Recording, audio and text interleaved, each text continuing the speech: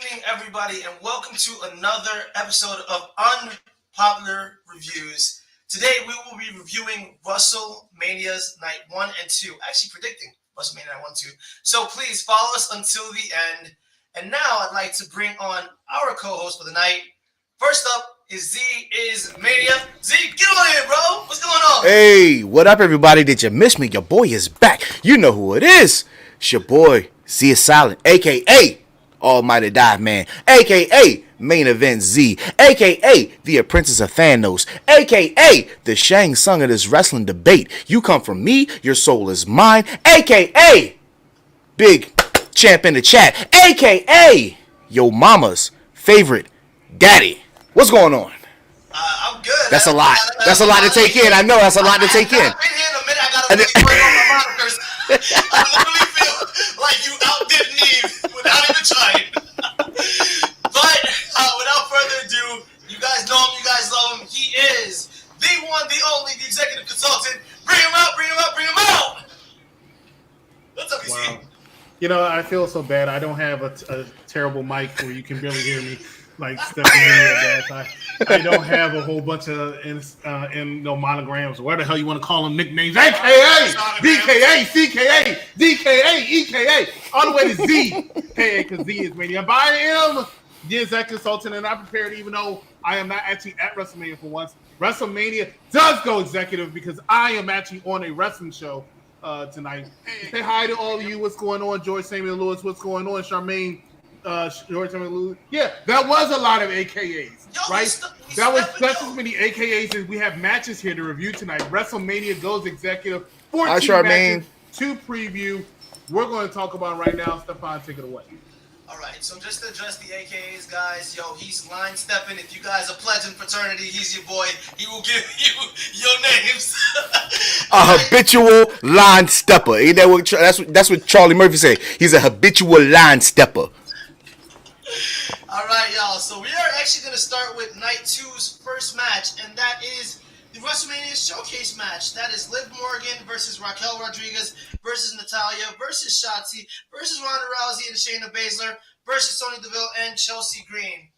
I want to just start by saying I am not... Oh, that's not it. That's not it. That is not it. That was not it. What is up? Thank you, sir. You know what? You mentioned Shotzi, and my brain just went to like... I know. It's the can. Mush. I got you. The green hair. But, fellas, I don't want to get into this match too much. I feel like we were talking about it before we got on air. This is basically a copy and paste from the men's showcase match from Night 1, just to give the women something to do. I'm really not looking forward to this match. I feel like they could be doing something better. But I want to turn it over to Z is Mania. What is your opinion of this match? What is your prediction? Yo, give me that screenshot again, please. I just want to note something out right now. So, look at it. Look at those aesthetically pleasing women at the top. Listen, you can give me Liv Morgan and Gonzalez all day, but I do love some Daddy DeVille, and Chelsea Green is pretty fine. So I'm going with them. But even though that's the fandom, but the intelligent wrestling fan in me is going to say Ronda and Shayna Baszler. Ronda clamored for them to be a tag team. She's been wanting this for a while. I think they're going to give her what she wants. I think that I'm tired of them copy and pasting partners for Natty. Natty's been a partner with everybody in that ring right now. Like, I'm sorry, Natty's not a tag team wrestler as much as she wants to be like her daddy. Her Uncle Brett. It's not. No, she needs to go back in singles competition. I don't care for Natty in any tag team situation. I think Liv and Raquel is a good team. They're formidable. They're much better than Aaliyah and Raquel. But this match is all a showcase for Ronda and Shayna Baszler. That's it. I think Chelsea or Daddy DeVille are going to take the fall for it. But other than that, I think the MVPs of that match is going to be Liv and Raquel. And doing whatever. They're going to be very innovative. Liv is probably going to... I'm calling for the standing on the shoulder shot move on Raquel to somebody. They're working really good with really good chemistry. So I probably said more than I need to about this match. I probably took at least 2 more minutes than I need to say, but it's definitely Shayna and Ronda winning this one. I appreciate it, because obviously, like, there are going to be standouts in this match, and there's going to be, like, that. I really do predict the spot with Liv Morgan off the top of Raquel's shoulders. That is an obvious spot. But EC, you don't want to take up too much time. EC, what do you think about this match? What's your prediction? Let me explain the problem with this match. And I understand why they went with this match, because they no longer want to do the women's battle royal, but they want to have as many women on the card. The problem is, the reason how come the women are on the card is because you have Shotzi Blackheart on the card. You have Chelsea Green on the card. I'll give all respect to Liv Morgan, but she's not that good. She's not it, ladies and gentlemen. She's a good. If they had, and I said this, and I remember the wrestling doll, Miss Hater Extraordinaire, was like, "Oh, Chris said something nice about me, about Liv Morgan." Yeah, I said something nice about Liv Morgan. She would make a good Intercontinental champion for the women, good mid-card champion, but she's not it for a world champion. She is the worst SmackDown Women's champion I've ever seen. That's why you have all these. The worst? The worst. I've never seen. Okay, let me ask you this. Go ahead. Let me ask you this. Impromptu. Are you going to take Liv Morgan or Nikki Cross? Or, I'm sorry, Nikki ASH? Women's SmackDown Women's Champion. Nikki ASH was a Raw Women's Champion. I don't care. There's still women champions at the end of the day. What I said, but I would take Nikki ASH superhero gimmick over Liv Morgan any day of the week, because at least Nikki ASH looks like a believable champion. Liv Morgan, I never believed. This match is there because you want to put the women on, and you need to have, despite all the haters we have out there in America, you need to have Ronda Rousey on your WrestleMania card, because I don't care what you say, she drives sales and she drives tickets. That's why she's there. Her and Shayna need to dominate this match. It needs to be the quickest match on the card, even though it'll probably be almost a Brock Lesnar still to come, but it needs to be the quickest on the card. Ronda and Shayna need to dominate everybody so they can go after the tag team titles. Let's find out what the rest of the team picked, because that's what we're doing. Because somebody had that brilliant idea to waste more time. But anyway, Liv Morgan and Raquel Gonzalez picked by Captain Shay. Mike Knox picked Ronda Rousey and Shayna Baszler. Bad Guy Jack picked Ronda Rousey. Let me go through this again. Everybody picked Ronda Rousey and Shayna Baszler. Mike except Knox, for Willie. Jack, Steve, David, Vic. Except for Willie and Captain Shay. And Captain Shay. Right? Captain Shay has to make it make sense to me. I don't know why. Willie went with, look, Raquel, he's so attracted to these people. But Captain Shay loves Liv Morgan. Why? I don't know. They're not winning. Clearly, Shayna Baszler and Ronda Rousey picks up the W. Let's go over to the next match. I'm going to say this, right? I want to know why EC had to say there this. There is no way in hell you're going to tell me I'm wrong. I don't hear any doorbells, right? I don't see any doorbells. Why am I wrong? You're not Bailey. Don't use doorbells. Hold up. Nikki gimmick wasn't that good. You're right, which is why she went back to Nikki Cross and, hey, isn't she doing much better? But she didn't need that though. I mean, like, she did, but she didn't. What did she need? What did she need? We're going to talk about it on the new show coming to you Sundays. We'll review WWE, Monday Night Raw, and Friday Night SmackDown. And we have a little bit more time. That's coming from these two up top. I'm not on that show. But we'll talk about why Nikki ASH and Nikki Cross aren't hitting on the main roster. Let's go. Go ahead and say your piece, Stefan. Let's go to the next one. If you just try to rush us, just say that. Like, dang, if you try to rush us, just say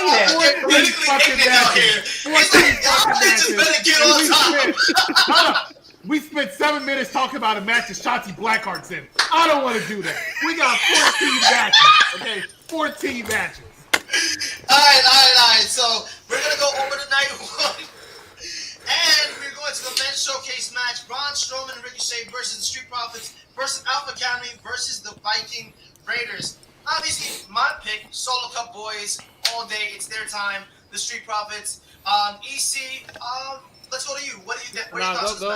Go to AKA. Go to AKA? Really? The general consensus is the Profits are up and we want the smoke and I want the drink, so I drink to it. Profits all day. Profits all day. Chris? Yeah, I was trying to kill time so I can find this match, and I can't find it. No. Mike messed it up. He only gave you the results. Well, shit, I wish I had that, but the Profits are up, and we want the smoke. And speaking of smoke, before I tell you, let me address this comic right now. So hear me out. We're not even on this match. Brock retains the NXT belt, then vacates. Cena wins the U.S. title. Next night, open challenge, Brock smokes Cena. Smoke. That's why I'm going to go ahead and talk about this comment. It sucked. No, terrible. Not happening. This is Trash. what's going on. Street Profits are picked by Captain Shay, Mike Knox, Willie, Vic. Braun Strowman, Ricochet is picked by Steve. Alpha Academy is picked by Bad Guy Jack. The technician picks Braun Strowman and Ricochet. Let me tell you why all of them are wrong. All of them are wrong. It's going to be the Street Profits, right? Street Profits are breaking up this year. They need one last hurrah. They've been a great tag team. Hate to see them break up, but it's time for them to go their separate ways. This is the way to do it. I know the Alpha Academy are praying. Let me be honest. Put that. Hold up. Why do the Street Profits need to break up, but New Day can't? I'll tell you exactly why when you put it up. Put it up. Where's the picture? Realistically speaking, all these tag teams except for the Viking Raiders are breaking up in the next couple of weeks or months. Right? Let's just call it a spade. What does Mike Knox say? Let's call a buck. Right? Hold on. A beat. A beat. Yeah, let's keep it a beat. Let's call it a beat. Right? That's what Mike Knox said, right? They're all breaking up, but the Street Profits are the ones that are the most memorable of those people, and they need that little shine. Viking Raiders, hey, you want to talk about people not hitting on the main roster? And if they keep giving the Vikings, hey, the technician Davis, I'm gonna mention all the UPR hosts. The technician Davis Anderson used to clown me all the time because I would say, imagine that David clowning somebody. But I used to say all the time that what they do is they love the Vikings and Raiders so much they repackage their dumb ass every other month. They repackaged them. They gave them pyro. They gave them this little thing to get the fans going. They gave them Valhalla. They don't hit. And if you want a negative pop, and when I mean negative, I mean nothing happening, let the Viking Raiders win. No pop from the 80,000 people there in Los Angeles. And the reason why they need to break up is because they see great things in Montez Ford. Angelo Dawkins ain't bad. Nothing taken away from Angelo Dawkins, but they see great things in Montez Ford, and he needs to break up. Montez will listen to what I'm saying. Montez will be king of the ring. He will be king of the ring. Okay. He will go by his Twitter moniker of King Tez, and it will work out 10 times better than it did for King Xavier or King Woods. I literally agree with that. You know what? I can't disagree with you. That might and with the fact you add on the fact that him and Bianca Belair have a show that's coming on Hulu, and they're already doing press together as a beautiful black couple. The man is money. That's a handsome black man. I am heterosexual 100%. That's a handsome black man. That is. So, if WWE can market off of a handsome black couple for the first time, they're going to do it. In this day and age of cancel culture, they're going to do it. Well, go to your local CBD store at the corner, Charmaine, if you want to smoke. Street Profits, break it up. Ladies and gentlemen, you're watching Unpopular Review. I'm the Exec Consultant. Up there, Steph Mania, Z Mania is here. Please, if you're enjoying this, please make sure that you like, share, and love this to all your wrestling timelines group. It's WrestleMania season, baby. Everybody wants to talk about WrestleMania. WrestleMania goes executive today, and that's why I'm here. There's a tree in your back. Make sense. Steph Mania, what we got? You got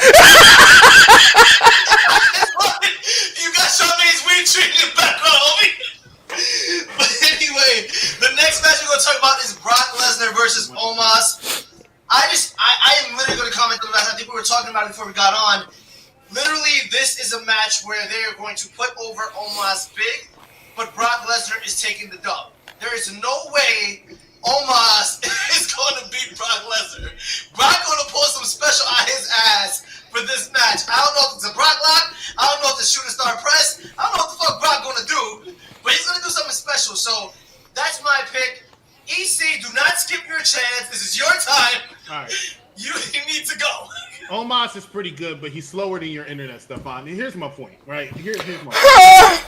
Oh, my God. Brock is going to make Omos look like $1 million. He really is, okay? And when I mean $1 million, he's going to make it look like he's afraid of him. Oh, I can't see. Brock's going to do it. But Brock said, hey, you know what? I've been working my ass off since I came back in 2021. And he has. He really has. He showed up a lot more than a lot of people will ever give him credit for. He showed up in small cities I can't even pronounce. But he said for WrestleMania, look, I don't want to do anything big. I just had these little feuds with Roman Reigns for like 14 years. I've had this feud with Bobby Lashley. I want to take it easy. But, hey, we need to put you against somebody believable. Let's give him Omos. And that's what this is. It's just a showcase, just like this the fatal 4-way for the women. It's just a showcase to put Brock Lesnar on the marquee because Brock Lesnar sells tickets. This is not going to be an interesting match. We all know it. We all talk about it. Hey, I really wanted to go last because I read the results, but you said, fuck you, Chris. You're going to go. All right, you're the man in charge, so I'm going to go ahead and go. Brock Lesnar is picked by Mike Knox, Bad Guy Jack, Steve, David, Vic, Willie, and Captain Shay. The theme of the night is we want the smoke, and Captain Shay must be on it because she's picking some of the weirdest picks I've seen, and she picks Omos. Listen, I am of the same ilk of Captain Shay. What? Hey, you know what? I am of the same ilk of Captain Shay. Listen, she's on the right path. Listen, they have been planting super small seeds of the Hurt Business reunion or reformation. What better way than to reform the Hurt Business at the expense of Brock Lesnar, especially with the reports that he has already been thanking people for his time at WWE in his last run. So, putting the pieces together, I would say that they don't say that Brock Lesnar is a giving person. He's not given a lot in his career. He's not put a lot of people over outside of Seth and Roman. So why not put the younger talent in Omos over with MVP, and you really form the seeds of the Hurt Business. I don't know if he's going to win by hook or by crook, but if he does, I do think that some form of the Hurt Business has to do something with it. This is WrestleMania in Hollywood. They are going to pull out stops. I believe there are going to be surprises, and if you think that Brock Lesnar is going to win convincingly over Omos, I cannot see it in Hollywood. If this was Florida, if this was Texas, if this was New York, this was Jersey, this was Green Bay, hell, if this was Idaho, I'd give you Brock Lesnar, but I'm not giving you Brock Lesnar right now. I can't do it, Skill. I can't do it. I'm gonna say this, right? At the expense of Brock Lesnar, Brock can win the match and almost stand tall, and the Hurt Business come out afterwards. Let's not forget that. That still leaves them looking strong and gives Brock the dub. So let's not forget that Bobby Lashley still has nothing to do, and he is still owed a regular match with Brock. So he could very well help Omos out, cost Brock that match just to reform the Hurt Business. He very well could do it. I'm saying that's the obvious choice. But the Hurt Business are already back together. They are. And they need, I would say, they're already back together. If Melo loses this weekend, and that's something else I don't want to Melo ain't winning. I mean, he ain't losing. If Melo misses this weekend, he's getting called up and he's going to be with the Hurt Business. That's just an obvious. We all know that shit's coming. But the fact of the matter is, Brock needs a dub, and Omos needs to look strong. So they can do it both. If you have Brock take the W, as he's celebrating, as Brock is like, yeah, I did my shit. Hurt Business comes out, jumps him, looks strong at the end. Bobby Lashley puts him in the Hurt Lock. That's it. That's the way. Hold on. I just seen somebody in the comment. Scott, I'm so disappointed in you this evening. I'm gonna give you a phone call and cut you the hell out. Giant Gonzalez over Omos. Boy, I almost terminated our friendship right there. No, absolutely not. Next. All right, y'all. For those of you who have daddy issues, the next match is for y'all. Rey Mysterio versus Dominik Mysterio. The daddy issues match. The daddy issue match. I wish Eddie was my father. That was real. I mean, I felt that shit. Literally, I feel like this is a passing the torch match for Dominik. I think that they've held off on this match until a special occasion, and this is it. Honestly, what Dom has been doing, people give him too little credit for as good as he has been in terms of his character work. That has elevated leaps and bounds since he was with his father's tag act. But the problem with that is, and I don't mean to interrupt you, the problem with that is, in this day and time, now, characters can only get you so much. And they did not like Dom at first. The only time that they liked Dom is when he tried to protect Rey from Brock Lesnar, and he got shellacked. Okay. But they applauded his effort. But remember, when they became tag team champions, people still didn't like Dom. So I feel like it's only the fans that understand what a heel is supposed to do, and the fans that understand comedic heels that actually like him, but they still don't like him in the ring, and that's the problem. I feel like that's an isolated. I feel like that's obviously we're talking about professional wrestling. We're talking about character work. We're talking about in-ring work as well. And I do agree with you. In the ring, we haven't seen very much of a difference from when he was with Ray. He hasn't come up into his own. I still do feel like they're giving Ray the rub by putting him in the Hall of Fame this Friday. That's going to happen after SmackDown on Friday. And he's going to put over his son on Saturday. There's no way if Ray's taking the dub, they're going to have another match at SummerSlam. If Ray doesn't, he's just going to retire outright. I feel like he may have a few years left in him, but I think that honestly this is the passing the torch match for him. Oh, this is definitely it. He's the second, if I'm not mistaken, Chris, check me on that, but I'm pretty sure I'm right. He's the second Hall of Famer to be active and go in the Hall of Fame. Yeah. Right? But his main goal was to wrestle with his son for a year. He's done it. He's done everything he needed to do. And this was 2 years. This was 2 years with his son. I think his son is definitely he's primed. He's 25, 26.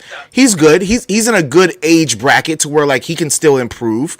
So I mean his microphone work is enough to keep him as a good character to hate. And right now they have money with that. But at some point in time, WrestleMania is the culmination of year-long stories. What happens after this? Where does Dom go after this? Because we can only go off Prison Dom so much. I can only how do we tolerate Prison Dom if Rhea wins? That's a good question. That's a great question. But I feel like if you have a match like this, and we continue saying passing the torch, right? I feel like he's going to pass on the match too. He's going to take on the Prince Mysterio persona that he wanted to take on when he first came into the E. That was the original gimmick he wanted to come in with. And I feel like he needs to still work at his in-ring stuff. But for the sake of predictions and not going too much off target, I am going to pick Prison Dom. I am going to pick him for so many reasons. Obviously, like I mentioned, Hall of Fame for Ray the night before. This was his mission coming into WWE in this run, was to put over his son Big. So definitely Prison Dom is taking this one. Dice, what do you think? I'm going with Ray. He's going to go in the Hall of Fame. I think that you don't spoil somebody's cherishable moment this way. I think that Dom will look strong in his match, but I think that Dom will get humbled.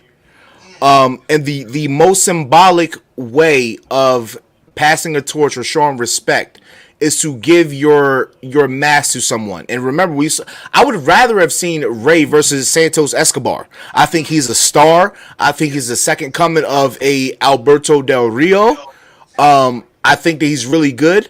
But for him, he got the mask, but he only got the mask because of his father, who was also a great luchador in the Rey Mysterio era. So I think that Dom will get humbled and will sort of tease face value, but Ray will... I mean, we still got WrestleMania Backlash, so it's hard to call this. Like, I would say Ray will get his win to culminate his weekend, but Dom will get the rematch at WrestleMania Backlash if they're going to do that again. I think I want to disagree slightly. I want to say the WrestleMania is a weekend for moments, and obviously you want to give Dom his moment, and it is a culmination of a year-long storyline. I think. But whose moment is more important though? Is it Ray's to cap off his career, or is it Dom's to start his career? I feel like it's Dom to start his career. I think Ray gets his rub the night before in Hall of Fame. This is your end of your career. This is the end of the line for you. You want, like you said, Dice, you want to put over your son Big. You want to give him that opportunity to step into that limelight, take the Mysterio family name, heights you could never have taken it. What better way to do that than in Hollywood under the bright lights and on the biggest stage possible? I think WrestleMania Backlash would be a great idea, But why have 2 matches when we've been waiting for this one for what, a year and a half, 2 years? Because we always get the same. Like George Lopez says, mira. It's the same shit. It's the same shit. What does mirror mean? Mira. Hey. It means look. And right now, look, it's been 23 minutes. We're only on match number 4. So, but let's go ahead and talk about. If you're trying to rush the show, just say that. Rey versus Dominik Mysterio. Rey Mysterio is picked by Captain Shay, Bad Guy Jack, David, as well as Big. Dominik Mysterio is picked by Mike, Knox, Steve, and Willie. Let me tell you why Con Dom will win. Okay. Because if Con Dom breaks, he will bust it open. There you have to understand that Dominik Mysterio is the most entertaining character on Monday Night Raw. The amount of heat he drives. Draws. Got you. Got you. I see. He's right here, bro. Sorry, He's right here. You're right here, bro. My mind went crazy when you two were talking. Codeine is a terrible thing. But the amount of heat that this man draws is amazing, and it's because he is that entertaining, and that reason alone, and the fact that Rey Mysterio is a horrible father, that reason is the reason he is going to beat Rey Mysterio this coming Sunday, and I'm sure all these people agrees. I think Rey puts Dom over exactly. Hopefully, we get another announcement Friday. He's talking about the Hall of Fame. Hall of Fame is headline by a It's big ass in the chat. Rey Mysterio. That Hall of Fame is big ass in the chat.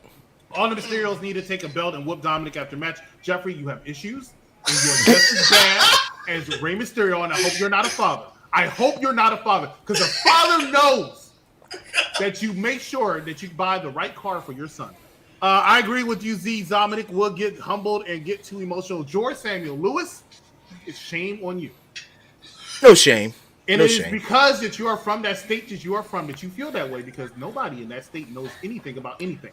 Now, Charmaine Marie, do you think Judgment Day will help? No, Charmaine. Judgment Day, he's lying. He is lying. Judgment Day will be all over WrestleMania. They will be all over. They will be involved in the Edge and Finn match. They will be involved in the Rhea match. They will be involved in the Dom match. They will be all over Mania. Okay, take away the Rhea match because there's no other females. But they will be all over Mania. Their presence will be felt. I'm not saying it's a dominant presence. I didn't say all that. Judgment Day is a pay-per-view that is defunct. It was in the late 90s. They're not going to be over WrestleMania. What's the next match, Stefan? All right, so this is a match I'm actually heavily anticipating. Edge versus Finn Bálor. 2 of my all-time favorite professional wrestlers in the ring together. This is Hell in a Cell. This is bringing it back to where Hell in a Cell actually started. We don't need a shitty pay-per-view for it. Literally, this match is going to kill. We have Demon King Finn Bálor versus kind of strong. What, the devil himself, Edge? I literally am so excited and hyped about this match. This match could go either way. I literally feel that this is one of those matches that we do not know who's going to win.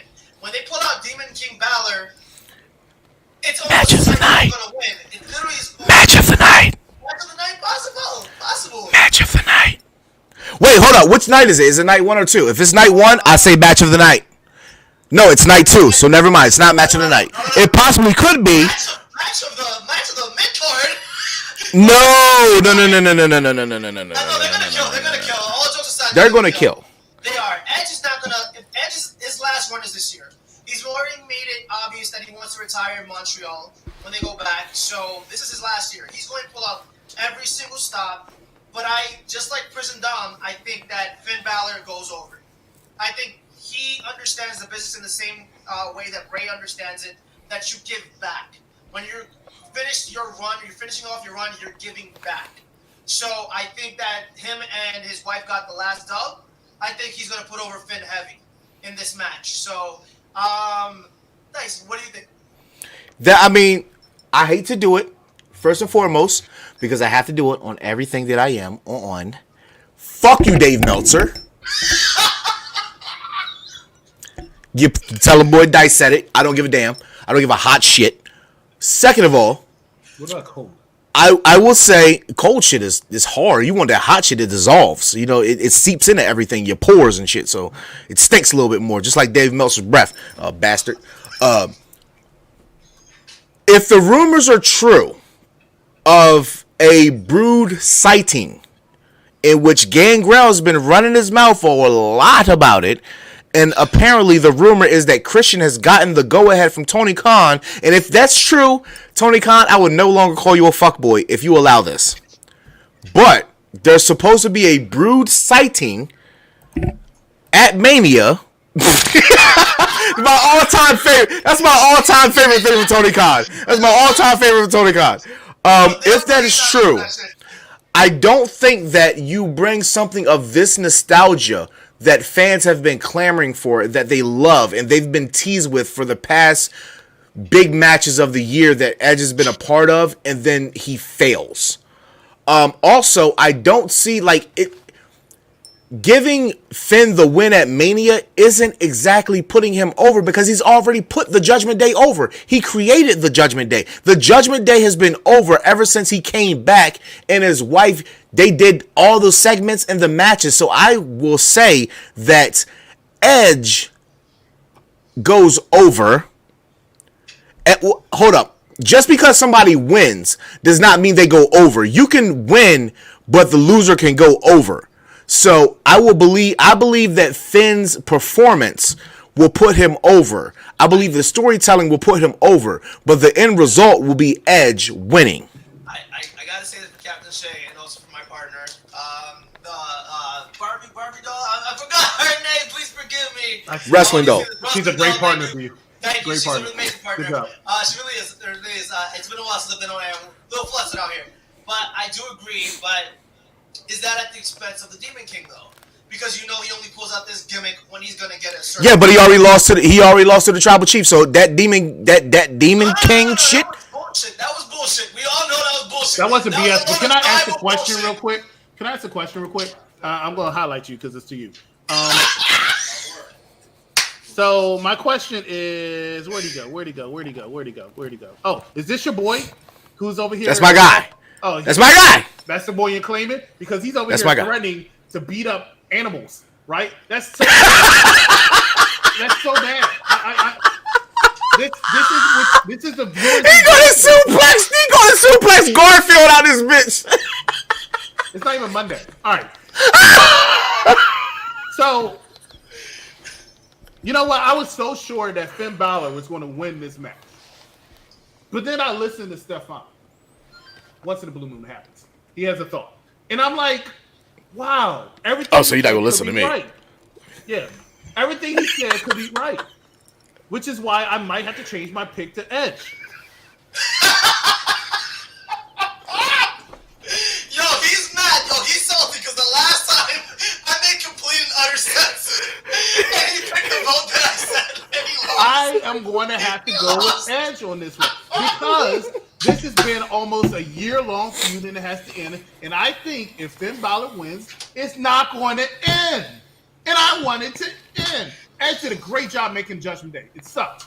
Finn Bálor came along, Rhea came along, and it became an action. What really set him off was Dominik Mysterio. Why? He's just a great person despite his heritage.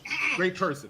Despite his heritage. Hey, you know, he and Rhea, they could be popping out with some little judgment. Okay, but before we go on, because I know you're about to move to the next card. Say everybody else's picks, but go ahead.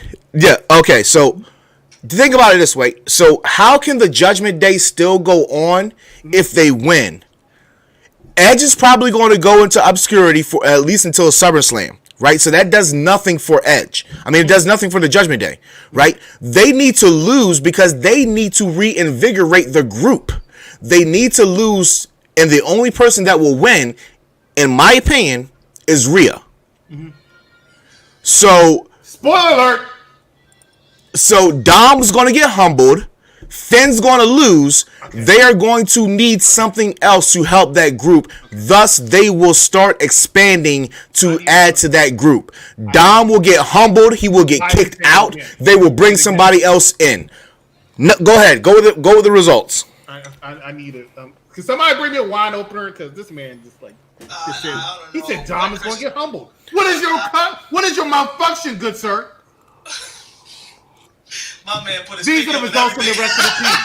Finn Bálor is picked by, here's a surprise, Captain Shay. Mike Knox, Bad Guy Jack, Steve, David, Vic, and Willie. So I'm going to be the odd man out, and I'm going to pick Edge, the rated R superstar, the 11-time heavyweight champion of the world for 11 weeks. Edge is going to win this match, Hell in a Cell. This is like a top 7 time that me and EC actually agree on something. You should have a top 10, because if you get to 10, then you're what? we close. We close. I gotta find out what the comments are because I lost track after somebody threatened a cat. And let me tell you something. You might not have seen it, but I called animal control. I don't even know where you live. I'm hoping they have the earpiece on and everything. He's like, I hope you hear they're going this to shit? track your IP address and find you. I don't even know if the brother has a cat. There's nobody else in That's his America. neighbor's cat. That's not even his cat. What kind of name is Thomas Finzik anyway? All right. We have the silver HIAC. Thank God. We do. Edge versus Finn Balor is going to be second match of the night. A second match of the night. You think it's going to be after the opening match? That's good. That's, you know what? I think he means second best match of the night. No, he means second match of the night. He says it's going to be the match of the opener. So if you're wrong, I'm going to call you out. You know he's going to Enough of that. There is a rumor. Hold up, breaking news because Dice didn't say this. There is a rumor that Gangrel is going to make an appearance. No. She didn't say that. Fuck you, Dave Meltzer. Why do you need a Dave Meltzer? Why do you need a Dave Meltzer if you have a Charmaine? Why do you need a Dave Meltzer? You have a Charmaine. You don't need a Dave Meltzer. Charmaine, keep him coming. Keep him coming. I heard Wrestlemania is too nice. I love you, Charmaine. Edge wins by Jeffrey. I had that rumor too. Wow, this is getting sexual. All right, let's see. So the next match. Steph, are you coming to Sport All the Stars and Yep, I Like Wrestling? I am definitely not coming to that. I love it. I love you. Have fun. God bless you. Not the cat. Edge does need to win in this feud. Dominik Mysterio is the weakest link of the Judgment Day. You know who's the weakest link? Your state is the weakest link of this country. Right? if they got rid of that, we could go to 49 stars. Nobody would notice. All right. Ben across the board. Honestly, I think John Cena wins the Intercontinental. Anthony Mazzano, thank you for skipping ahead. I just saw something go across that screen on Stephon. Anyway, honestly, I think John Cena wins the United States Championship WrestleMania. But on Monday or Friday, he loses to Braun. Are you the same guy that said that earlier? What? 3 days? Huh? Make it make sense. Coming in my name. Okay, I only have 6 Twitter. I have I have 8 Twitter followers, so fuck you. All right. It's Charmaine. What's the next match on the card? All right, so y'all talk about my damn Twitter followers. That's why you're gonna have 6 cops outside your house before you get that attack.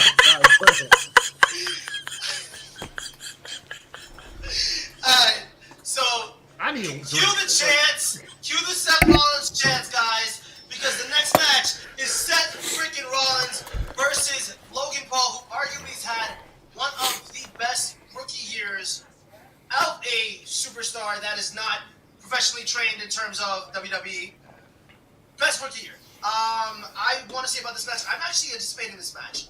Logan Paul has not on any level disappointed. I feel like he has been one of the greatest additions to WWE in terms of fandom, in terms of superstar power, and also in terms of in-ring ability. And he's incredible. He has a better buckshot lariat than cowboy shit. Tell me how. He definitely did. He definitely did. There's big facts in the chat. All right, in 2K, this man has move thief. He does your move better than you. If you saw that curb stop last at 3 rules, come on. Seth Rollins, obviously known for putting on exceptional matches. It's Logan's birthday Saturday. It's a perfect storm. His contract is up. I really want to say that Seth is going to win with everything in my heart. But then WrestleMania Backlash happens a few weeks later. For the same reason that I said earlier, I want to pick LP. I want to pick Logan Paul. I feel like this is a moment for him. It can go either way for me. I don't know. EC, make this make sense. Who you got, bro?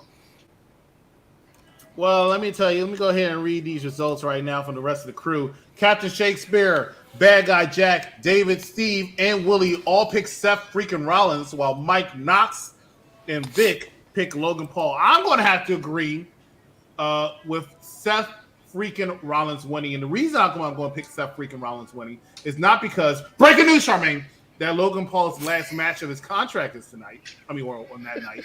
But it's pretty much because if you look at their entire feud, Seth Rollins loses to Logan Paul in every single face-to-face they have. That's usually the recipe for him to get this comeuppance at WrestleMania. So on his birthday, Logan Paul, I think, is going to take the L to one Seth freaking Rollins. That's fair. 8. This is 8. This is number 8. This is the 8th thing that me and EC have agreed on. Okay, I agree 100%. We're getting closer to 10. We might get, it's going to be a photo finish. It might happen tonight. It's going to be a photo finish. But the thing of the matter is, Seth Rollins is amongst the top 3 or 4 who has had an outstanding year. I would put, of course, I'm going to put Roman Reigns up there. I'm going to put Sami Zayn up there. I'm going to put Bobby Lashley up there. And I'm going to put Seth Rollins up there. Those are the best 4 workers of the past year. I'm sorry. Period. Again, can you repeat that? Roman Reigns, Sami Zayn, Seth Rollins, Bobby Lashley. I might take Bobby Lashley out. I'm not disagreeing with you. I'm not disagreeing. I might take him out, and I might put Jey Uso in there. I'm gonna put Cody in. Listen, I'm all for main event Uso, but I thought that was already of the general consensus because he's been the best part. He's been the most integral part of the Bloodline storyline. If you don't believe me, go on YouTube and watch the WWE playlist of the story of the Bloodline, in which I said he was the right-hand man, he was the lieutenant, and it starts and ends with him. Period. So I thought it was already common sense. But if we're going to go to 5, that definitely is main event Uso, Lashley, Rollins, Zayn, and Roman. That's the top 5 workers of the year, and they deserve I want to take Lashley out for in Cody. WWE. I want to take Lashley out for Cody.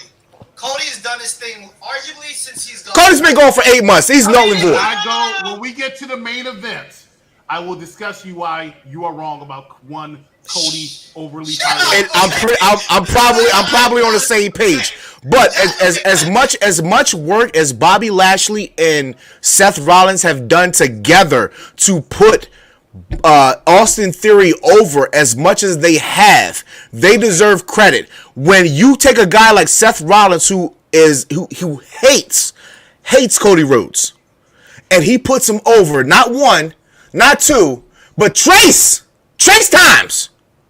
That man is an amazing worker, and he understands the business, and he understands the end goal, and the end goal is to uplift the product. Now, uplifting the product doesn't mean you put Logan Paul over, because Logan Paul is still going to be a YouTube star. He's still going to be the host of Impulsive. He's still going to be doing social media stuff when it's said and done, right? Seth Rollins is still a professional wrestler. He needs to go over for the year that he's had in putting other people over. That's why he wins. Because it makes sense for him to win and send Logan Paul back to social media land. And he can finally say, yeah, I had fun, but shit was realer than I thought. And that's fine. And he can come back every couple new events or whatever. He could be a new Bad Bunny of the WWE. So I think that Seth definitely goes over. He deserves to go over. He'll make Logan Paul look like a star, and he'll still look like a main eventer, and he'll be in the main event picture going for a title within 2 months. And Logan Paul, I hope he does not leave. I hope he has some more matches in him, because I agree with you, Steph. I think Logan Paul has been tremendous. He says in almost every interview he's right. It's like he was built for this. It's like he was made for this. He has that presence. He's good on the mic. He's the only one that I've ever seen really make that crowd shut up when they're singing Seth Rollins' song. So, I mean, hey, more power to him for that. And in my opinion, Seth Rollins should be the one challenging Roman Reigns tonight anyway. Well, not tonight, but WrestleMania. Anyway, go ahead, Stefan. All right, so the next match, arguably probably one of the biggest matches in terms of Big Three. And I really mean that. I'm going Gunther versus Drew McIntyre versus Sheamus for the WWE Intercontinental Championship. That's the most physical match. This is going to be a war. This is going to be an all-out war. These boys are going to kill each other. They are.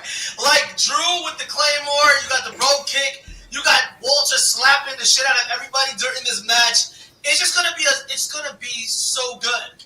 And any one of these three could walk out with the title. Any single one of them. That's how good this match is. We do not know who is going over. If you say Sheamus, there's arguments for why Sheamus should win in terms of his career, in terms of being a Triple Crown champion.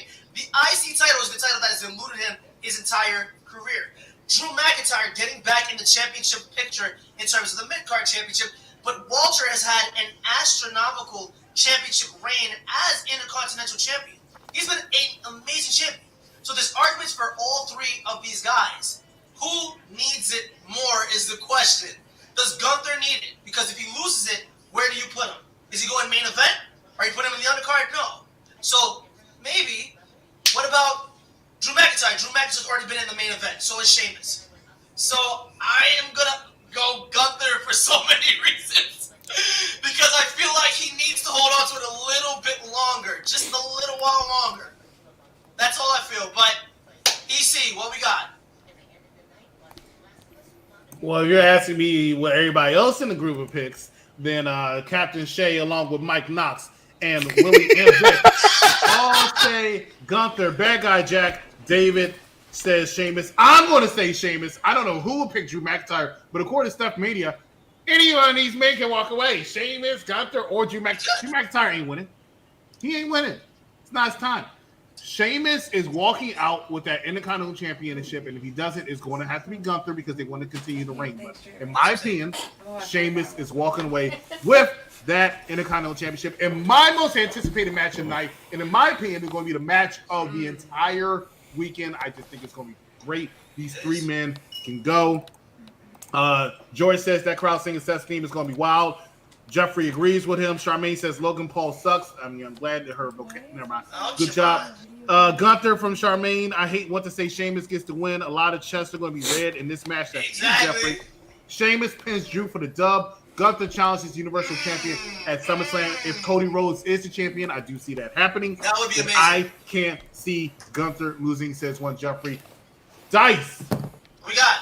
This is what y'all done to me. I have to take a drink because Lord knows y'all had some wild shit said. And y'all don't respect Dominik Mysterio. Everybody else is drinking on screen. I need to drink something. You know what?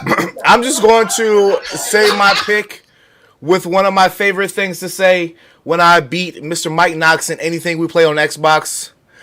Let's go, fella! Sheamus wins. He culminates his Hall of Fame career. He needs it. He needs it more than Drew. Drew doesn't care. He doesn't give a good dog damn about an Intercontinental Championship. He just wants a belt.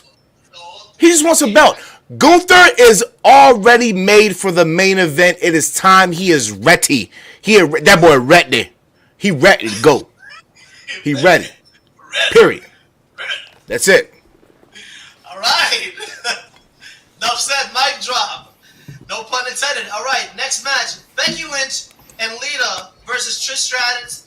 Becky Lynch, Lita, and Trish Stratus versus Damage Control. All right, I just want to say this: ain't no goddamn way you bring back goddamn Trish Stratus to fucking lose, unless she's turning on her group. So I don't see Damage Control winning. I don't, unless Trish turns on them. That's the only way the Damage Control wins that. Let's just nip this in the bud. Trish is turning. She's big turning in the chat. That's the only way this match makes sense. Trish is turning.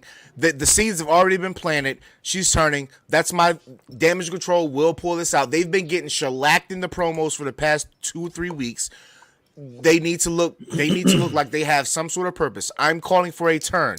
It's either Bayley is turning or Trish is turning. But either way, Damage Control is winning.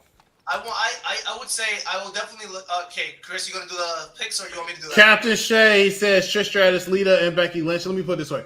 Captain Shay said the baby faces. So did Bad Guy Jack, David, Steve, and Willie were Vic. Mike Knox say Damage Control. I'm going to agree and say Damage Control as well. I think that I do agree with Z. I think it's going to happen. However, I don't think it's going to happen at WrestleMania. I think it's going to happen. Y'all done. It's 9. It's 9. It's 9. It's 9. It's 9.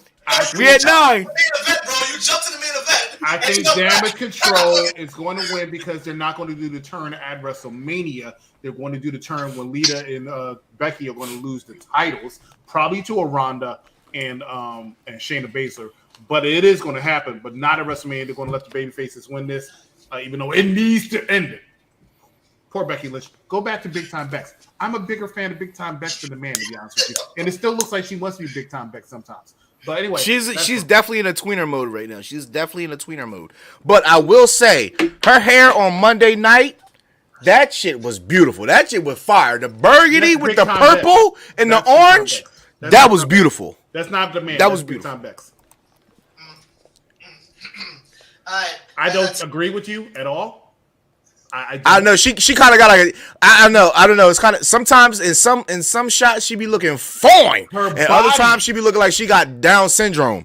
I'm sorry. Looks very good, but hey, Stefan, don't look at me like that, brother. No, I agree 100% with Dice, because if you look at her face, and I'm not saying she's ugly, she's still. It's in the eyes. It's the droopy eyes, man. See that they cake on a lot of makeup on her, and granted, she's 47.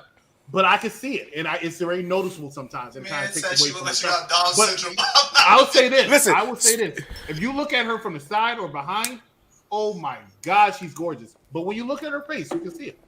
I mean, Lita doesn't look as bad. Speaking of makeup, right? I don't know if you guys, and I know this is off topic. If you guys happen to catch AEW All Access, the way that those women had makeup caked up on them, oh my God. Oh God! Oh God! Most of the women at AEW aren't attractive. So I mean, clearly, no. Looking at Britt Baker was the prettiest one, and I think she is pretty without makeup. But they caked so much makeup on her. And Toni Storm had three different body shades on her. Jamie Hayter, I didn't even know what her mouth looked like before she got on that show. I ain't got the perfect veneers. I'm just saying the show. It's a good show, but the way that they look at those, it's definitely not Total Divas. Total Divas had them girls on point. TNT don't know how to run no Total Divas. That's all I'm saying. Next match. Speaking of makeup, it's a good segue. Look at that. I take this shot that I'm pretty sure my brother's spilling. The next match is Black Excellence personified, Bianca Belair versus Kana. We ain't gonna call her Asuka. She ain't Asuka no more. Just fucking Kana. Alright, this match means so much to me. As of late, they've been trying to bring Asuka back to her dominance that she had in NXT. Papa Triple H is definitely trying to bring her back to that form of dominance once she entered the NXT system. I am certain this is probably going to be a really great match. Bianca is incredible. She's been an incredible champion. Incredible championship pedigree. I don't think they're going to remove both women's champions at Mania this year. I do not think that both women are going to drop the titles. So I do think Bianca retains, but I do know that they're going to put over Asuka huge in this match. So, Dice, what are we thinking? Listen.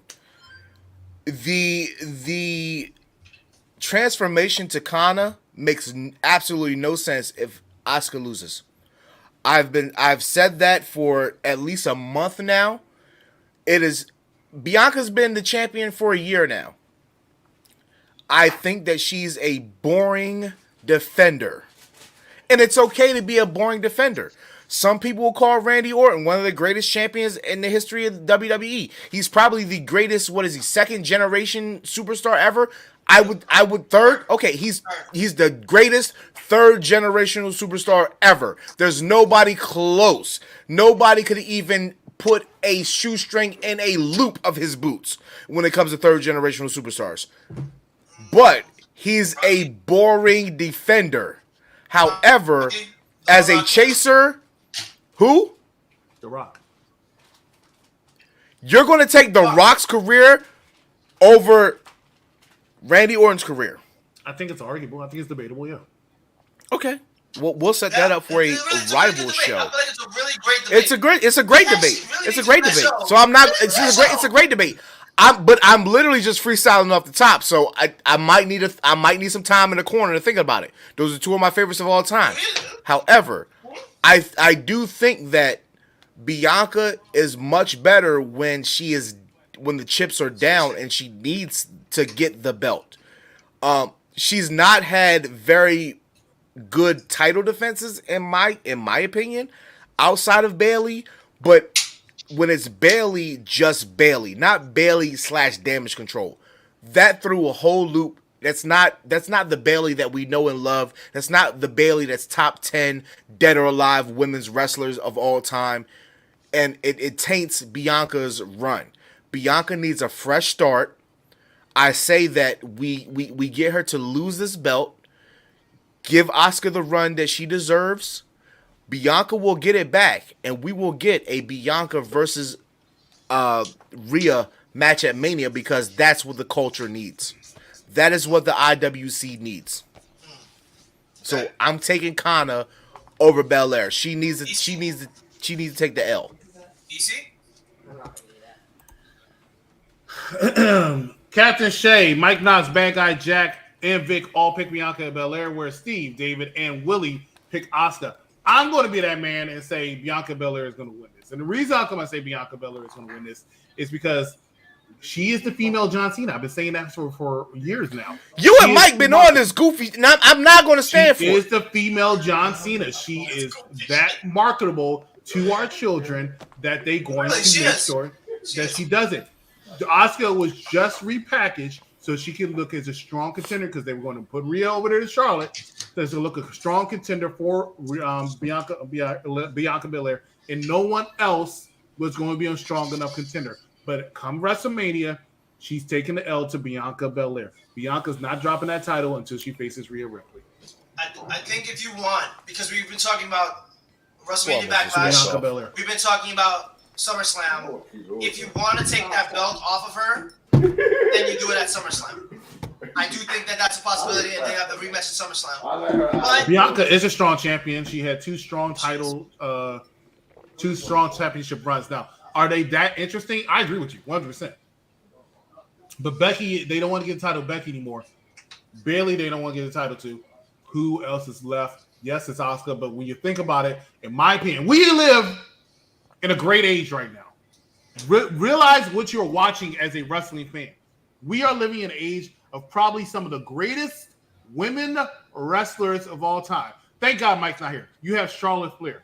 You have Bianca Belair. You have Bayley. You have Becky Lynch, right? And Sasha's still there. You have Sasha. You have so many women that you can mention. I think you have Asuka. The new crop of women. Asuka is the greatest woman of all. Asuka is definitely the greatest. I will say that. Asuka is the greatest. I will say, and everybody knows, anybody watch the show, I think that Natty is the best wrestler. Not the greatest, but she's the best. In that ring, I don't think that anybody, when I look at something as wrestling, I look at it as, I hate you so much. I look at wrestling, and I always hold on, but I always look at wrestling from a technical standpoint, because most importantly, technicality is the most important thing inside that square circle. I don't give a damn about your moniker. I don't give a damn what you talk about on the microphone. I don't care. How many times have Rob Van Dam been regarded as one of the greatest fucking ECW guys ever? He can't talk on the microphone. He can't, Skip. He can't. But that's not what we're here for. My point is, we have a new batch of women that are ready to take the crown. Belair's at the helm. Rhea's at the helm. We got Raquel, because she's definitely marketable. She's a beautiful woman, pretty ass veneers. Can I do something? Go ahead. All right. Since you mentioned Raquel, I'm just muting everybody, because I want everybody to hear the reaction when Raquel Gonzalez come out, and this is why her marketing is not working for her, right? Because she gets no pop whatsoever. Stefan clapping is like the little thing you might hear. I'm clapping for you, but you can say that's no shit. Because he says she's marketable. Hey, I think she has a great look. I'm a big fan of Raquel Gonzalez, but she's been on the main roster for almost a year, and every time she comes out here, it is quieter than when David's having sex with a woman. It's like, it makes absolutely no sense. I don't get it. Okay, but let's also not forget that she's been started and stopped just as many times as Lacey Evans. But she definitely has Lacey Evans. I'm not going to say it again. Never mind. I just realized what he was doing to me. Hey, but she's been WrestleMania match. Oh God. She's been started and stopped more times than, and I'm going to chalk this up to not her character, but I'm going to chalk it up to creative not knowing what they're going to do with the rest of the character. She's absolutely primed and ready for any main event star that you're going to throw at her. It's got to be. She is. But it's literally the talent that she has to work with to try to put over that makes her look like she's been in a ring with what's the best person she's been in a ring with on a one-on-one match? Does anybody know off the top of their head? I apologize. I mean, our producer, Mike Knox, had these beautiful pictures made, and for some reason he didn't put Raquel Gonzalez's match in here for WrestleMania. And I you know what? It is on there. I just named it. What do you mean? You are big blind in the chat. Oh, there she is, next to Liv Morgan. Okay, all right. 2 of the most beautiful women, in which I stated at the top of the show. Congratulations to Raquel Gonzalez. She just got married. But you know what? Did she really? Because I Googled the shit and I didn't see anything verified. So I'm still holding out hope. Not that she's going to be with me, but the fact that she's going to be single and miserable for her rest of her professional career. I felt the same way about Charlotte. Not the way. Andrade 2.0. Charlotte just got some nice veneers. It's been an hour, and I think we only got through half the matches. I don't know. We only got through half. Oh my God! Listen, I know. Listen. I already know. Keep going. All right. So the next match, arguably one of the most important matches, one of the most important storylines of the past 1 year. It is the Usos versus Sami Zayn and Kevin Owens. About this match? We are. We're already up there, bro. Like, come on, bro. Like, we close. We close.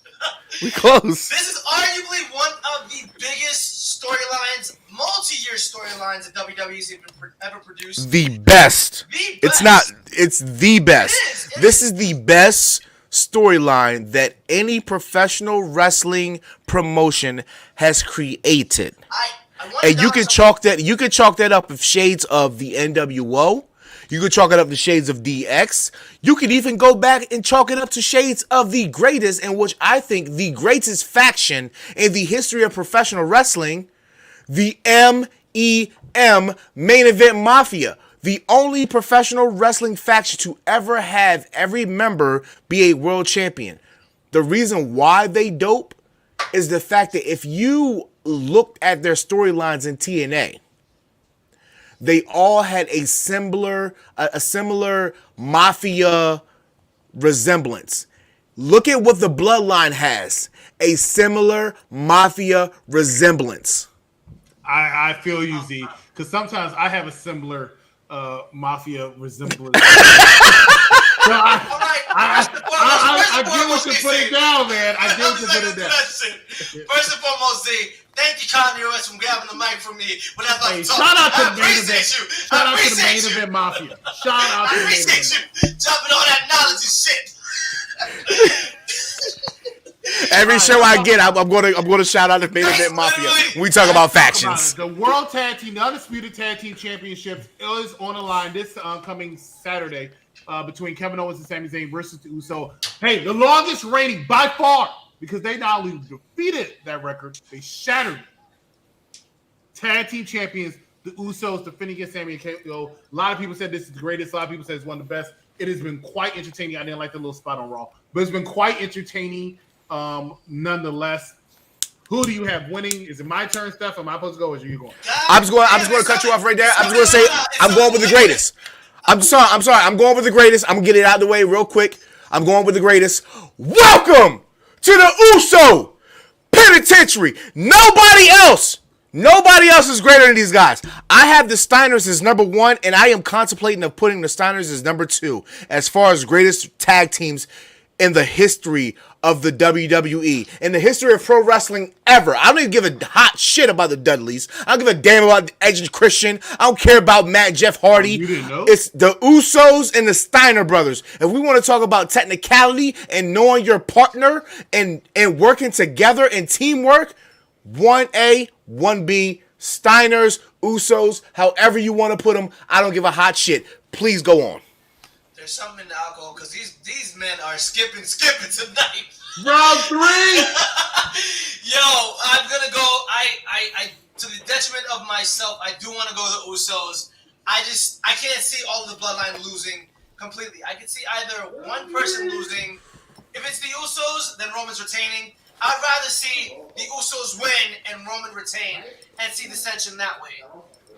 You see what you got? Or what does everybody got? Everybody has this. It is the results. We have Captain Shea picking Sami Zayn and Kevin Owens along with Mike Knox. Bad guy. The disrespect to the Uso penitentiary. And Vic, guess what? I'm the only person in the whole network that chose the GOATs. You definitely are because I'm picking Sami Zayn and Kevin Owens to win. I feel like there's the walk-off. I feel like, hey, I would love to see the Usos win. If the Usos win, I'm going to be jumping up and down. But at the end of the day, the bottom line is Sami Zayn and Kevin Owens are the only believable tag team right now to me that can dethrone the Usos. If you have them lose to the Usos, I don't see who else the Usos going to lose to. The Viking Raiders? No. There's nobody out there. Profits. The storyline needs to end with the...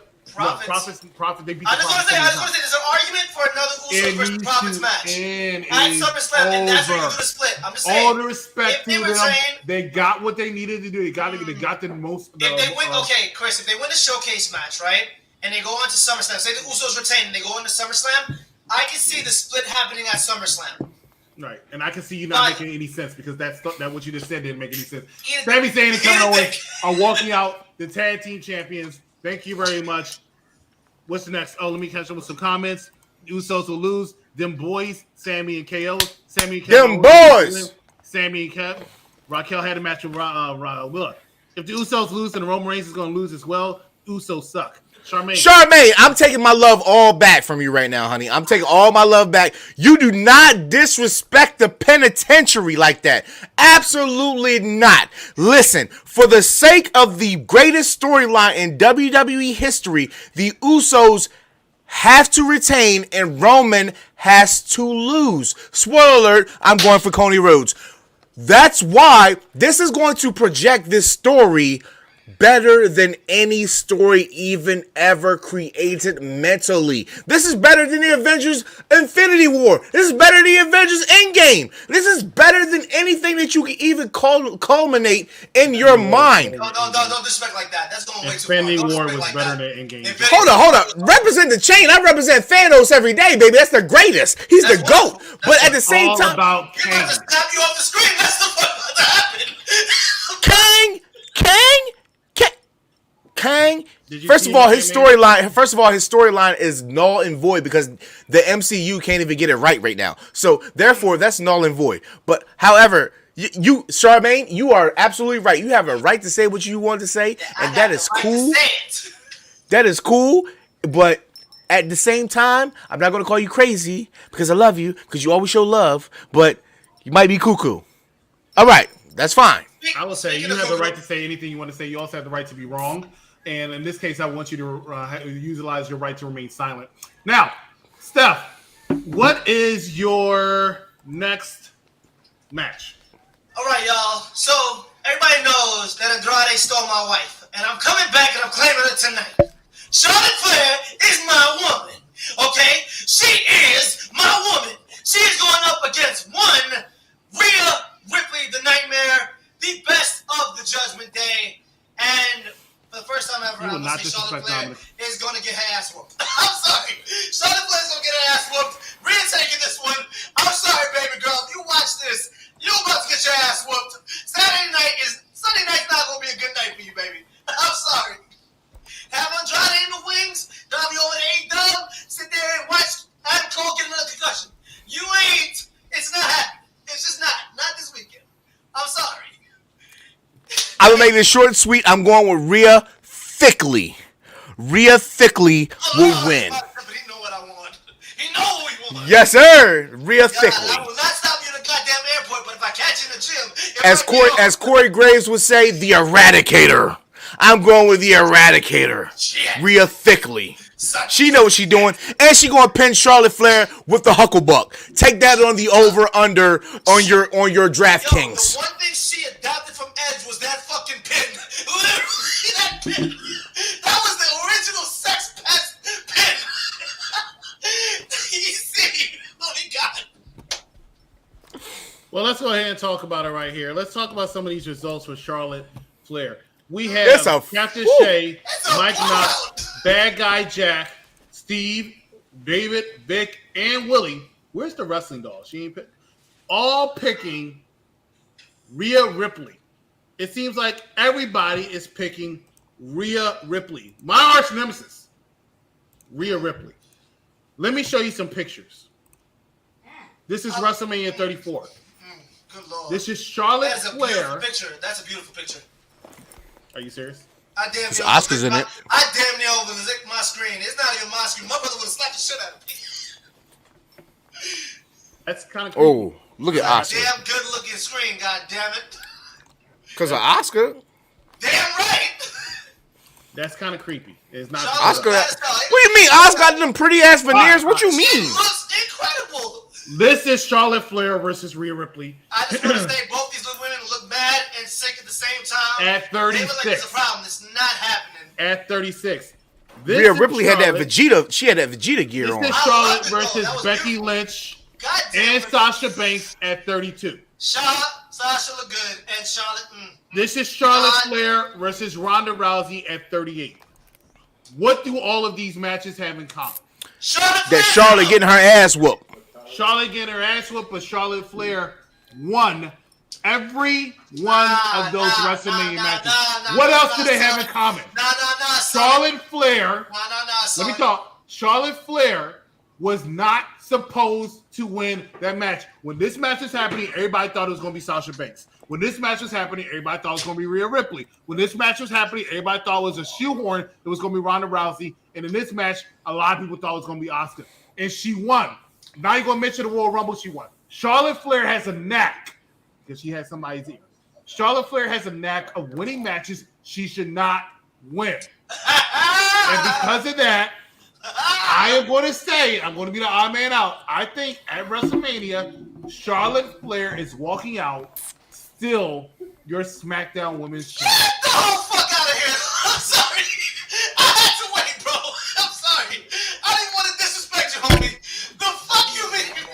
Charlotte is my wife. You know my love for Charlotte runs deep. That man Patrick had me in his hot-ass car when he went to see Bailey. I wanted to see Charlotte. He wanted to say, fuck Bailey and fuck Sasha Banks. I love Charlotte. She getting her ass whooped on Sunday. Ain't nothing. Come on, bro. She's in a common thing to have a common. She's in every match. She wins every match. She's the female John Cena if anybody's the female John Cena. Give Rhea the win. Why the fuck would we not? Look at Rhea's face. She fucking needs it. How do we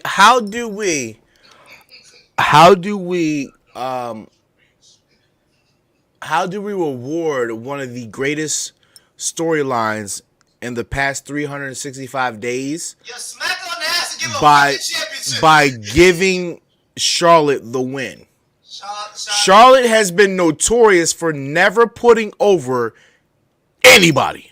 She mentioned that in her promo. She said she wants to fight Bianca. Let Bianca retain and let Charlotte go over yonder and face her and get fucked up. They both need to lose so they can lose themselves and go on a journey to refine who they are, and then they match up. They match up at SummerSlam or they match up at Survivor Series, but ultimately the match that we need next year is Rhea and Belair. They are the next up. They are the now. It's time. It's time. Oh my God. Take that shit down. She a married woman. Don't be disrespectful. I think Charlotte has it. I'm sorry. I think Charlotte's taking it on Sunday or Saturday. All right, cool. So, speaking of main event talent, the main event for Saturday night, at least the argued main event for Saturday night, is one John Cena, the greatest of all time, C Nation himself, versus the now Austin Theory. First and foremost, I'm just going to say this for all of us. This shit does not belong in the main event at all. I don't think It's not. Austin Theory is It's not in the main event. It's not. They keep switching it. They keep switching it. They never So switched they it. said on No one Stephen A, said. they said on No one Stephen said A it was said going to end the match. Nick Khan said it on Stephen A. They said on Monday they said. Monday they said. Yes, he did. Okay. He did. Yeah, they said. Okay, so the graphic that is on ESPN, and everybody knows this. No matter what marquee NFL game, NBA game, when the main event, the main marquee matchup is in big letters and the logos of the teams or the people are the ones that are side by side, that is the main event. However, WWE did say that on Monday, they said that John Cena and Austin Theory were kicking off WrestleMania Saturday. They said that. Here's what I'm going to say. But we also know that WWE will change their mind at any given moment, and they could make you forget it. Exactly. And only the nerds remember it. They mentioned it a couple more than once. I really think it's still going to be the opening match. I think your marquee match to sell tickets because it's Cena is why they're putting that as number one as opposed to Charlotte versus Rhea, which I think is going to be the one that actually does it because it's going to sell more tickets. But I think that also I'm with you with that and put that as your opening match. In my opinion, it should be the tag team title match. I feel like that should be your main event. But I can see why you go with Charlotte and Rhea because I always believe that your Royal Rumble winner should be the headline. Yeah, absolutely. But I am still 100% sure, and I could be wrong. Hey, I'm not Nick Khan's ear. Nick Khan's not my ear. My pockets are still empty. So I know that could change. But as of right now, I still think that's just your opening match. All right. So whether opening, whether main event, whether marquee match, just to put asses in seats, I think arguably this is probably one of the most important matches in Austin Theory's career. Not just because of who he's up against. You think? I feel like. Whoa, this is the biggest match in his career by far. It is. So I would say because of everything that John said to him. I mean, if you guys go back to John's promo. Austin I hated everything about this. Anybody to carry him on the night after WrestleMania, on that Monday night. It's all him. He literally said what many people think about Austin Theory. He's been a complete bust in terms of just getting over, which I don't believe entirely. I feel like John Cena just came out there and chose war. But I do think that I want to say that Theory goes over for the same reasons you said that other people need to go over. I think that Theory needs to find himself. He needs to chase it, and he needs to earn it back at SummerSlam. And I think that's where John Cena goes off into the sunset. But, as my brother said sitting over there, he said this could be very well be John Cena's last match.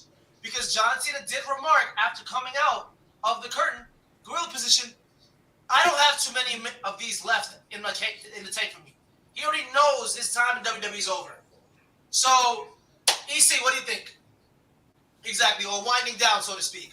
Captain Shay picks Austin Theory, Mike Knox, Bad Guy Jack, Steve, David, and Vic pick Austin Theory, while Willie is the lone man that picks John Cena. I'm going to go with Austin Theory. I think he pretty much already said it was going to be Austin Theory. John Cena did himself when he had his promo and then show back up. That he was going, that's what he does. That's what he does when he comes back. He runs you down to make you seem like crap. So it's more meaningful and more impactful when he does take the L. He knows he's out. He has no problem putting him over. He seems to like Austin Theory. Austin Theory is going to take this W, and I think he deserves it. But he does not deserve to be the main event of WrestleMania. I agree. I'm going with that. I'm definitely saying 10! that. 10! Fucking 10! That's 10. That's 10. I'm gonna take a shot for that one. Fucking -1 for every time y'all disagree. We should I'm take going -2. That was fucking 10.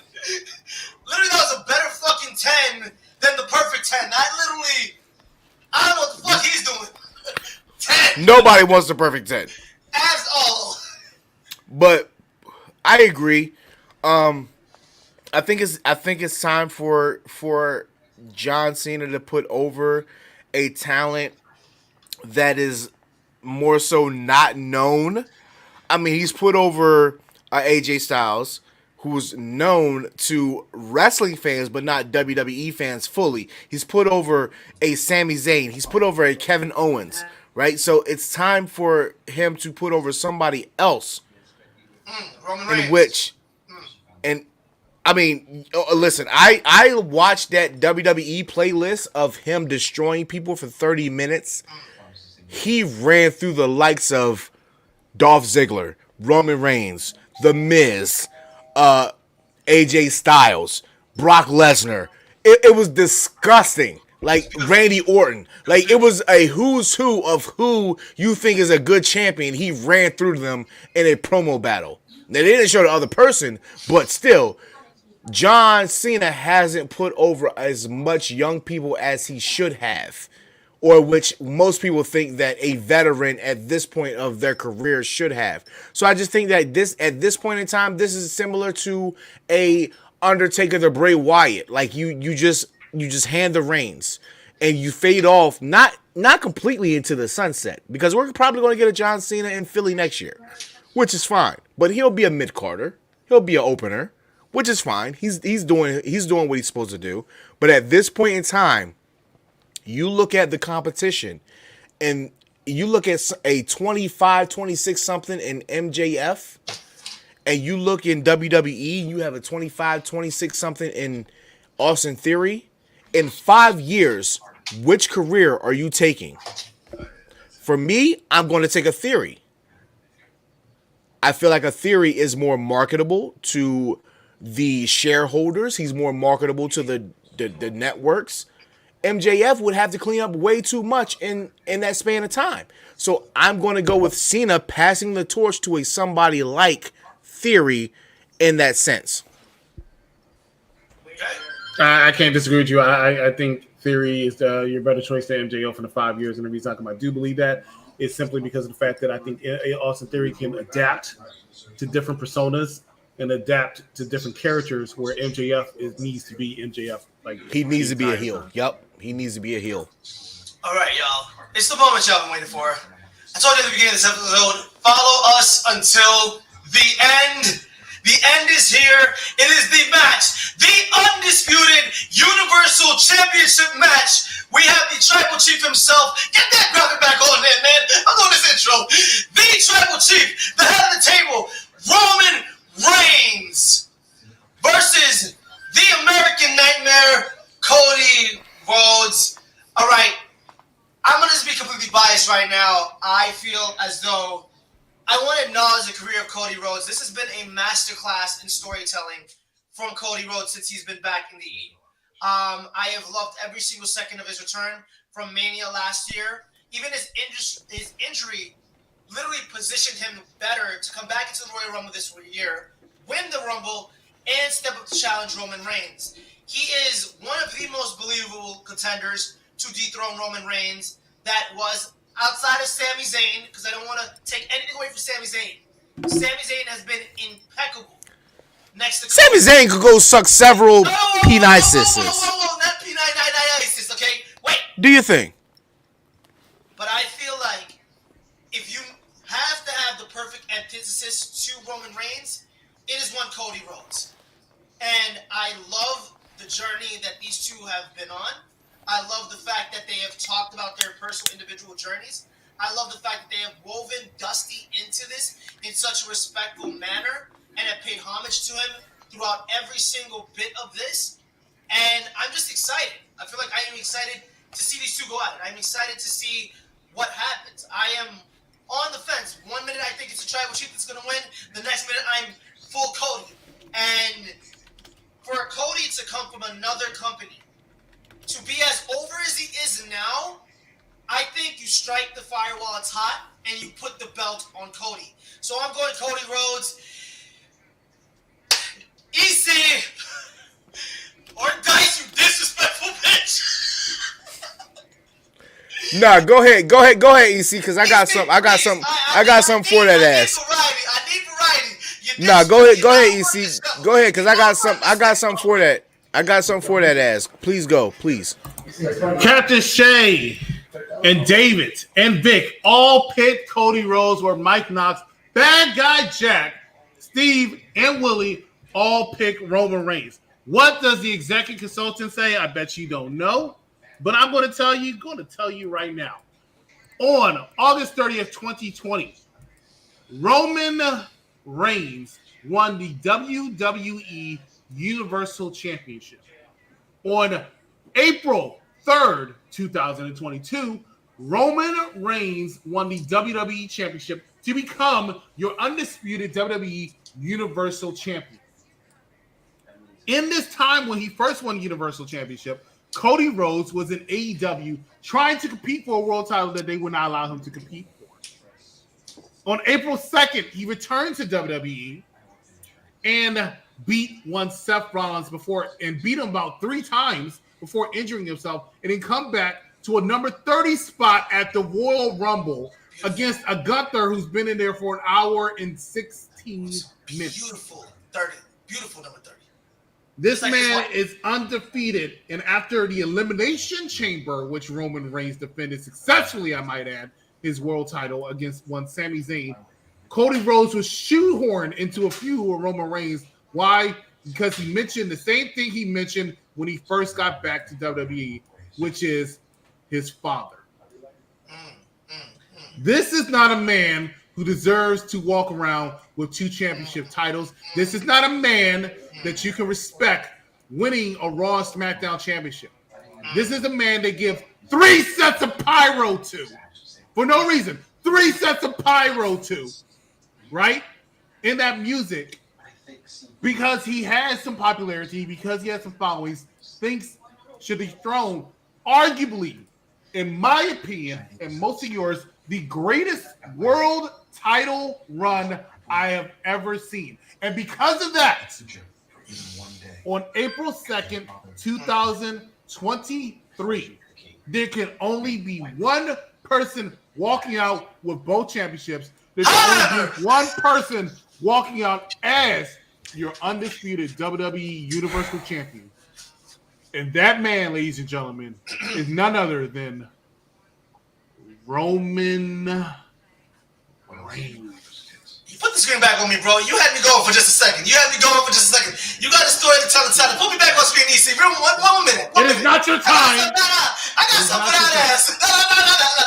Hold on, baby. Let him go. Let him go. Let him go. Let him go.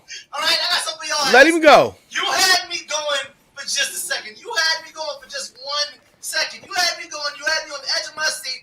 You had the storytelling. You had the nuance. I thought you were going to do it. I thought you were going to respect Cody Rhodes. You were going to acknowledge Cody Rhodes. I thought you were. But you didn't. Understandable. I know where your loyalties lie. It's not surprising. It's not surprising that you said all that you said. But understand, on April 2nd, Cody Rhodes changes the game. He becomes the only Rhodes to clinch the undisputed Universal title and put his name in history. Does that take anything away from Roman Reigns? Absolutely not. The man has had an incredible championship reign, untouched, unmatched in this era. Can't be touched. Cody needs to finish the story. Please put Z up on the screen. This full screen. It's not his story. It's not his story. No, it's not. The story we are in is a 3-year championship run from Roman Reigns, who's had great feuds, right? Not just shoehorned in feuds with Kevin Owens, Sami Zayn, Daniel Bryan, even Edge, John Cena. Let me get that blind tag from you. Let me get that blind tag from you, brother, because it looks like we're about to agree on something else. Take a look at this. Take a look at this list. Take a look at this list. It's a beautiful list. So now you and me, hold on. Now let me go. Let me go off because I'm about to go off like a URL battle at summertime. Let's go. We got Jey Uso, main event, Jay. We got Braun Strowman, Kevin Owens, Daniel Bryan and Edge. We got Cesaro, Rey Mysterio, Edge again, John Cena, Finn Balor, the Demon Finn Balor, Brock Lesnar, Sami Zayn, Seth Rollins, Goldberg, Brock Lesnar again, Matt Riddle, Brock Lesnar again, Drew McIntyre, Logan Paul, Kevin Owens again, Sami Owens again. Out of all of these people, okay, and I'm sorry, there was one that was super hyped over everybody. They didn't put in here, And that's the person that he got the belt from, which is The Fiend. Wait,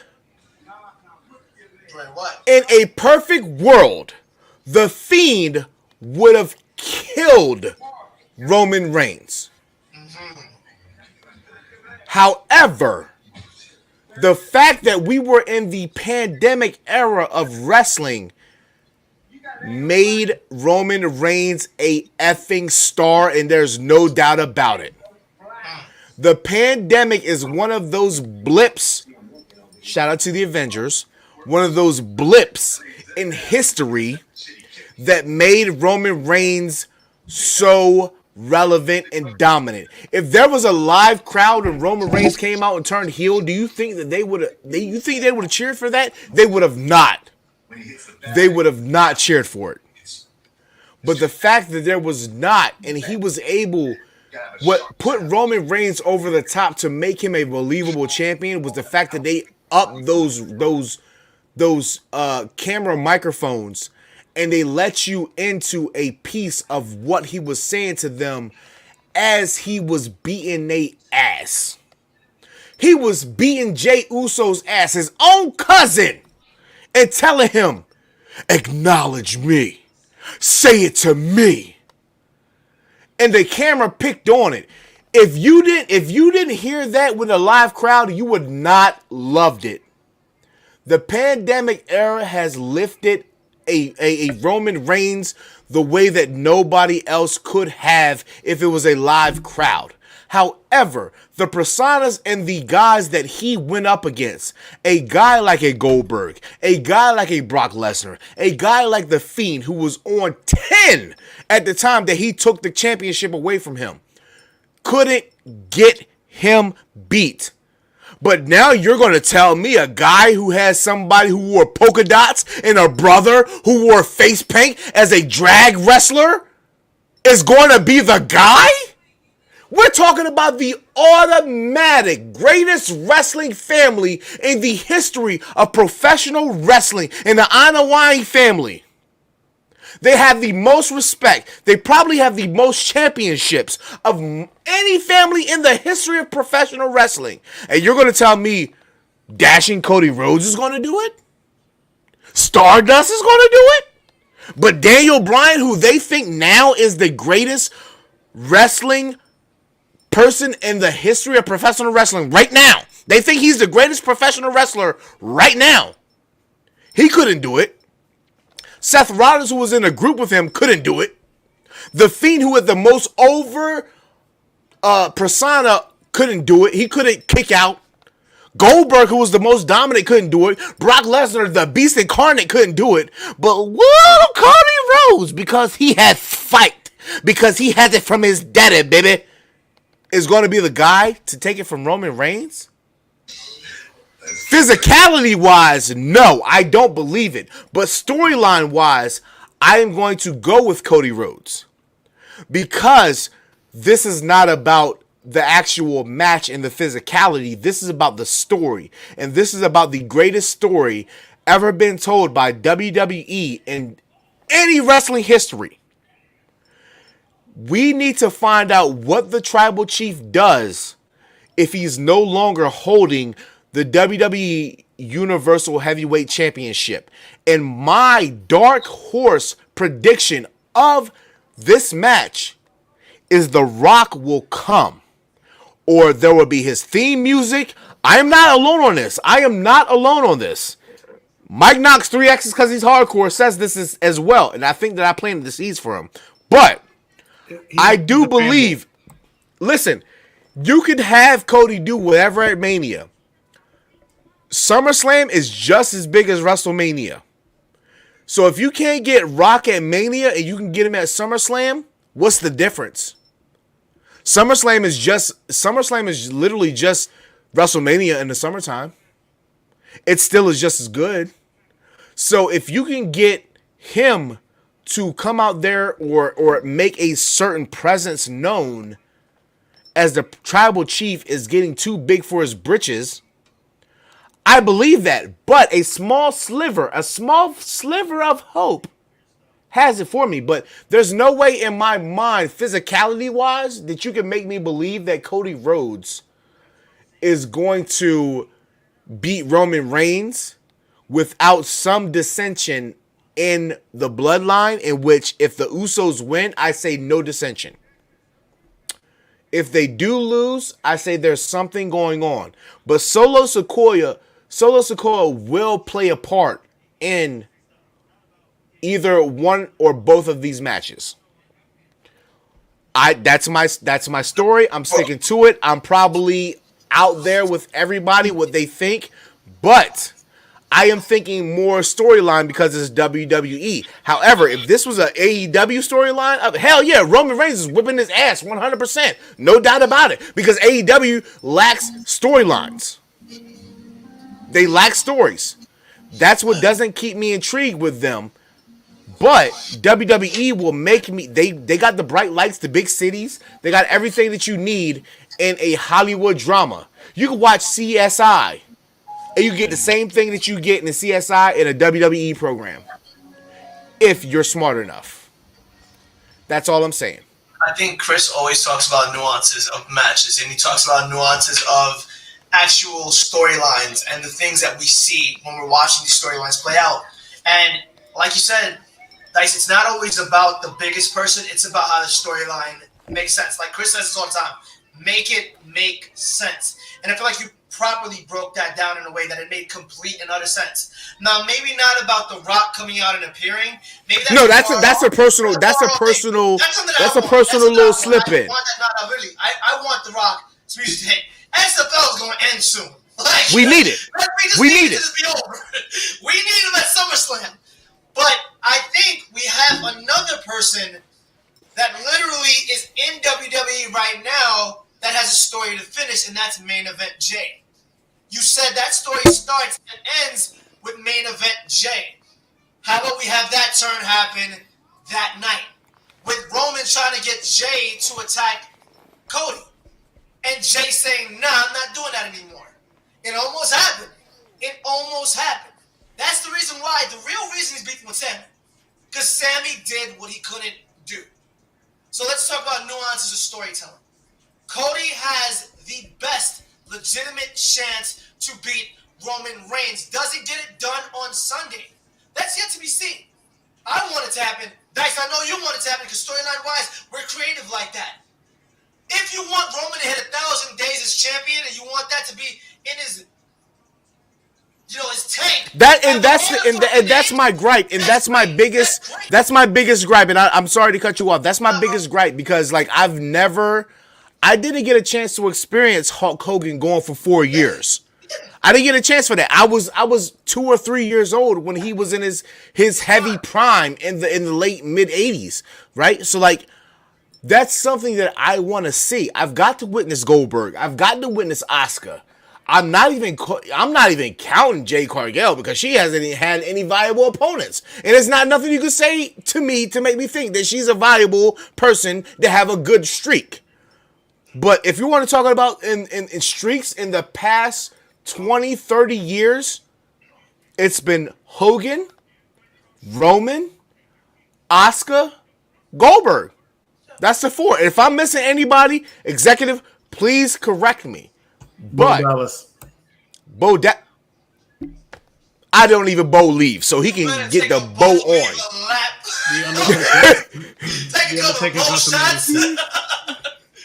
Take a bow and arrow to the knee. Something. But I mean, it's something that personally, as a general wrestling fan, I would love to see a champion eclipse 1,000 years because I don't know. I mean, 1,000 days because I don't know if I'm going to see that again. Right? Like, it took 30 years to get close to this. I am 36. I'm a black man in America. I don't know if I got another 30 years in me. That's just the stick. That's just the stats. That's just the stats talking. I don't know if I have another 30 years in me. I drink way too much. So I don't know if that's another 30 years in me to get to 66 to see somebody almost come close to eclipsing a Hulk Hogan.